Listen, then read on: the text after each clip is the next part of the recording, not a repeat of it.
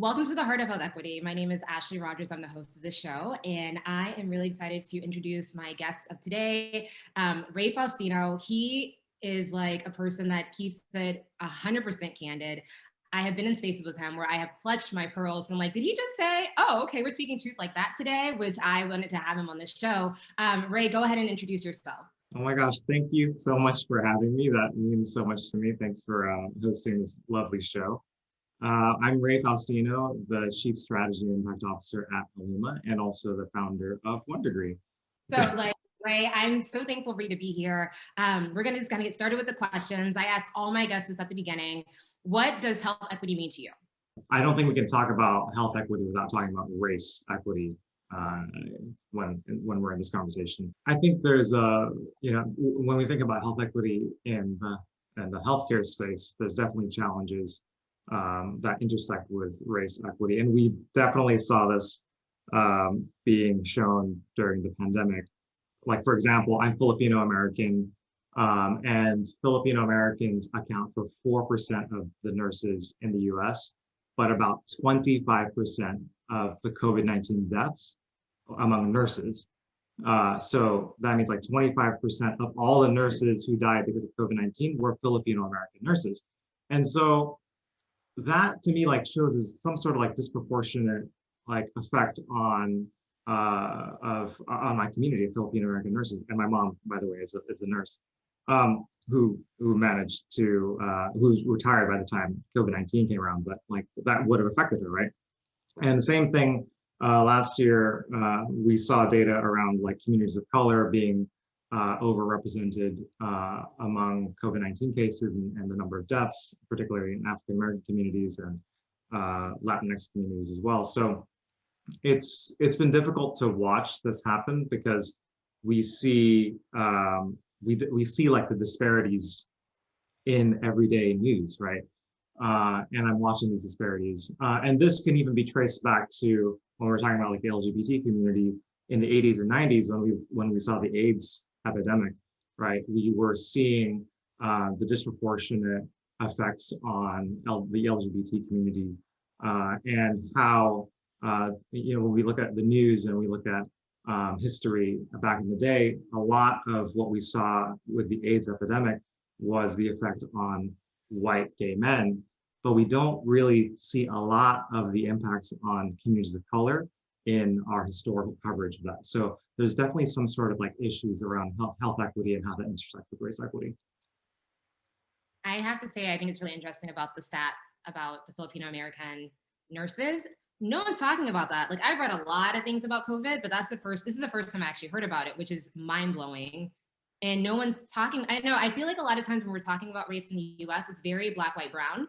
We're not talking about the Asian community enough. And so that's really problematic. And I feel like that's a headline that should have been on every single newspaper, but I haven't seen it. So you're talking about, you started One Degree, like you've been doing this work for a very long time. Can you tell us a little bit about One Degree and Alluma now? Because I know you guys joined forces. What do y'all do? A little bit about my background. So I started working in the nonprofit education space, working with kids of color and kids from low-income communities, helping them graduate from high school and go to college. And I did this because I wanted to help other kids like myself who didn't have a lot of like role models and a lot of experience out there, because my parents and we immigrated here from the Philippines when I was 8 years old, and they didn't know how to navigate the system of services here in the US. And so I wanted to help other kids and their families also navigate the system of services and navigate how to like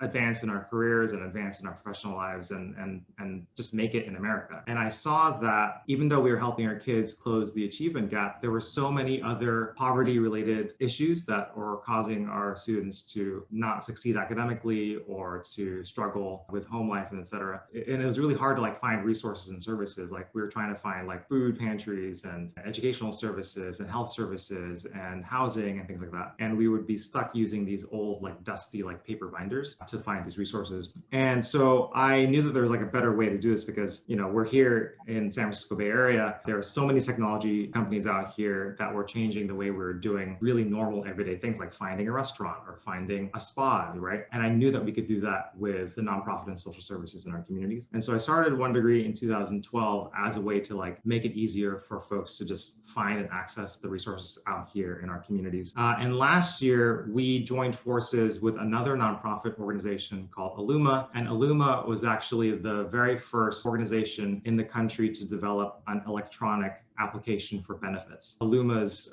first prototype concept for electronic benefits actually reduced the time for folks to apply for benefits from 90 minutes to 7 minutes. Wow. And so that was a pretty big deal. On average, low-income families use up to 12 different nonprofit services every year just to get by and to survive. And this is like everything from childcare to food to affordable housing, health resources, et cetera. Right now, each of those 12 resources are different intake processes and applications and offices. So if someone who's listening to this now is saying, oh my God, this is great, I would love to have this in my city or my state, what do they need to do? Call me up. No, we'll have his number down there below. Like, 1-800. No, you can visit our website, alluma.org, and you can send me a note at rfaustino@alluma.org, and I'll point you in the right direction. So you're talking about social services. I think a lot of people before COVID were like, all right, cool. Some people have to get like food stamps or housing. But once COVID hit and more people were losing their jobs and they actually had to access these services, they realized how bureaucratic it is and how much work you have to do to even try to figure out what services you can actually access based on where you live and your income level and all these different rules. I'm hoping now post-COVID that people, well, not post-COVID, we're still in a pandemic, but because of COVID, I'm hoping people are opening their eyes to realizing like, one, most of us are one paycheck away from experiencing homelessness. Most people don't have savings. If you didn't have a job for a couple of months because you were in certain industries, thank goodness there's unemployment, but also if you are undocumented, like what were you supposed to do if you didn't have a job and you weren't able to access the government's extra unemployment checks? So people were struggling. People are still struggling. And so I wanted to talk to you about that level of dignity that I feel like is lacking in people trying to access some social services because people are assuming that they're lazy or, they don't want to work. In reality, it's like, no, it's not that easy. It's not black and white. There's a lot of gray in between that. Some people have children. They have to figure out childcare to be able to go to work. And even just having affordable housing, like that's a whole other thing. Like you're in California. I lived in LA for a bit and I was shook by how much the apartments were. I was like, oh, for a room, you're charging $2,000? What? Meanwhile, in Texas, that's a big old house with a pool and a good school district. So like I could not, it was really hard to swallow those prices in LA. And if you're a working minimum wage job, like how are you supposed to afford rent? Like it's a lot. So can we talk about the dignity piece of that? Yeah, definitely. Hold on, let me just take a drink. Oh Lord, dignity. Yeah. That's a whole lot. Yeah, that's a whole lot. I feel like you have to sip your tea because you're about to spill it. And I'm just like, okay, what you about to say? Yeah. She's like, are you Ray? I'm like, okay, It's a whole lot. It's a whole lot. And again, like the pandemic really laid bare the problems that we have in the system and how confusing and how complicated it is, right? Like I just talked about like how difficult it is to navigate the system as it was before the pandemic. Like on average, folks are using 12 different nonprofit services just to get by. Here in the Bay Area, there are over 20,000 nonprofit and social services. So if you're like one mom working 2 part-time jobs, taking care of your kids, how are you supposed to figure out like how to navigate all these resources and which ones are right for you? And before we had One Degree, a lot of the information was in the minds of like social workers and caseworkers and other like frontline workers in the community. And that's great that we have these professionals out there in the community who know that information. But the problem is that they become gatekeepers to essential resources and services, right? And one social worker cannot work with thousands and thousands of people. They can only work with, you know, maybe a few hundred every month. And so we have to like liberate and democratize the way folks are accessing the resources and finding the resources out there in the community. And that's why we built the 1 Degree platform to help folks navigate this complex web. And then when we take a look at like what happened during the pandemic, everything blew up, right? Like here in San Francisco, like I would walk around and there would be like, in the middle of a pandemic, all the restaurants would be closed, like everything was closed, and the food, the lines for the food pantry were like blocks long, and we all heard stories about like how everybody, like we had, I think, over 40 million or tens of millions of people were unemployed for part of last year. And the unemployment insurance offices were backed up with unemployment applications and claims, right? Here in California, the unemployment insurance system had an average of 10,000 unprocessed unemployment claims every single day. A lot of these systems were not able to catch up to the need in our community. And so when we faced like the height of the emergency situation where people needed resources, needed food, needed money to pay their rent, and just needed like essential support, our systems and our technology wasn't catching up, wasn't able to like meet that demand, meet that need. And that's a problem when, you know, we say that we have a safety net, right? And here in our country, our safety net is broken. Like our safety net is not a net. It has like these huge holes and people were falling through the cracks before the pandemic. And during the pandemic, we had millions of people falling through the cracks, like millions and millions of people falling through the cracks, unable to pay rent, unable to eat, unable to provide for the families. And so that was a huge problem. And so I think now we have an opportunity to really think about how we want to build these systems back with dignity, and build these systems with an eye toward how do we prevent stuff like this from happening with future emergencies like the pandemic. But honestly, like it wasn't great before the pandemic. Right. So can we build it back with dignity, just period, like for the regular struggling society that we had before then? And how can we like actually like prevent that whole system from falling apart in the first place? Right. So anyway, just some quick thoughts on that. No, but so I've heard you talk about this topic many times, and I'm curious, when you're talking about data and like having people access that and that being democratized, can we talk about that? Because I know now the hot topics are people are talking about big data and who's collecting our information. What does that mean?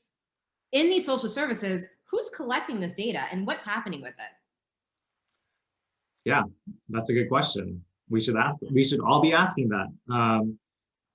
We're all kind of just figuring out what to do about data and things like data and technology and artificial intelligence and all that. And right now, we're struggling to understand as a society what to do with this because it's so complicated, right? Like, how do we even as a community start talking about this? But at the end of the day, like we have to figure out and hold these for-profit companies accountable to the community and making sure that people's data and people's lives are actually improving. And using data for good. So I'm curious, why are they targeting lower income and people of color? We have to understand that in the United States, healthcare is a business, right? Healthcare is not set up here in the United States to promote the health and well-being of people and communities. It's actually set up in a way to promote and propel money and profits for shareholders in our community. And because of that, hospitals and health systems are optimizing for things like how do we reduce the cost of patients services, and how do we provide for patients at the lowest cost possible, rather than how do we improve the health of our people and our communities. The healthcare sector loves to medicalize social and essential needs, right? But at the end of the day, they're basic essential needs that everybody needs. Everybody needs a house, everybody needs food, everybody needs care, right? And what's been happening over the last decade is that for-profit companies have realized that health systems are actually willing to put money behind building solutions and technology to make it easier for folks to connect. And so over $300 million in venture capital has been poured into this ecosystem to address essential needs for low-income communities and communities of color. But no one's really talking about the other choices that the health systems could have been making. The health systems could have been investing in community-operated, homegrown solutions to connect people to resources, right? They didn't have to go and invest that money in for-profit companies that are completely unaccountable to those communities. And so that's where there's a big disconnect and big problem for me, right? But I'm curious, you're talking about accountability. So what does accountability look like for these big companies, big tech companies? I mean, we need to start by questioning what's going on. And then the accountability needs to come in the form of like, what is being built in these communities? What kind of technology is being built? What kinds of systems are we forcing our community-based organizations, nonprofit organizations, and people to be part of? What kind of data are we collecting? And ultimately, are these systems, are these new tools actually like improving the lives of people in our community? So for example, if Kaiser Permanente is going to be spending tens of millions of dollars to create a new system here in California and other states across the country, how are we making sure that that money is actually improving people's lives, and who is overseeing the impact metrics of that? And is it people in the community that are like overseeing whether or not that investment is actually making a difference and a change in our communities, versus like, can they spend that tens of millions of dollars on the community? Like, should they be buying more housing? Should they be buying food for people? Like, should that, like things like that, right? That's kind of like further down the line of the impact. But on the very basic level, we should be asking ourselves, who's running these companies? And the companies are predominantly white-led companies in big urban cities and predominantly male-led companies. And if you look at their boards, I can guarantee you that they're predominantly white male boards of directors and predominantly white male executives in these companies. And that's a problem. We have to like have a healthy critique of who is at the table making the decisions about these communities. Like, the community members have to be at the table making the decisions, not out of touch, wealthy white men. I agree. And I have a question, because my past life, I used to work in PR, and you would have some companies or some clients would want some people in the community to be part of the advisory board. But that advisory board was also, they wanted a particular look. They wanted to make sure they were able to articulate in a certain way. Oftentimes, that's not always the case. If you're talking about who's, someone who's coming from a lower income neighborhood, they may not be able to afford a suit. So like, why are you expecting them to come and present in that way? And so stigma exists among having certain people at the table. And again, you're super humble and you're fighting the good fight, but you also went to Harvard. You know these men who are actually on these boards. You can't force anyone at the table. Like, sometimes as a Black woman, I realize sometimes I have to build my own table because I'm not invited to the table, or if I am, I'm not always listened to. And I'm sure you experience that as well as an Asian American male in spaces where there are not that many. I feel like for nonprofit spaces, I haven't seen a lot of Asian Americans on the boards. Like, I kind of, whenever I look at the list of people on the boards, I'm like, ooh, they got no people of color. Oh, maybe they have that one Black woman who's head of like diversity, equity, and inclusion, and then that's it. But I rarely see Asian Americans. And so I wanted to get your thoughts on that. Like, how can we make sure that we're at the table? Like, we're kind of in the same boat in a lot of ways. Representation is just like the very first step, right? And for me, like I'm Filipino American, moved here from the Philippines when I was 8 years old, watched my family struggle to make ends meet. Like my parents both worked 2 to 3 jobs when I was growing up. And yet, like I watched them like climb that ladder of opportunity in this country, make it into the middle class. And when you're from a community that is starting at a particular level and you see other people in a different community starting at a different level, Yeah. like there's just like a big gap there of knowledge and experiences. And so fundamentally have a more difficult time empathizing and understanding the experiences of folks who have struggled and who are in the struggle. It's not like they can't ever get there. White folks and folks from much more privileged backgrounds, if we're not holding them accountable to even understanding and being empathetic to our communities, then we're not going to build solutions and tools that are right for our communities. Well, Ray, this has been a pleasure. I have been sipping my tea the entire time that we've been talking because it's been so, so juicy. I appreciate it. Thank you so much for having me. I really enjoyed talking to you. You asked me some really great questions. Hopefully I didn't cause too much of a stir. But yeah, follow our work at alluma.org. And you can also follow me on Twitter, Rey Faustino. I'd be happy to talk more, and I'd love to sip tea with you anytime. Love it. Well, cheers to that, Sarah. I know you have your coffee cup. I'm going to go ahead and sip my tea. Cheers. Thank you. All right. Bye-bye.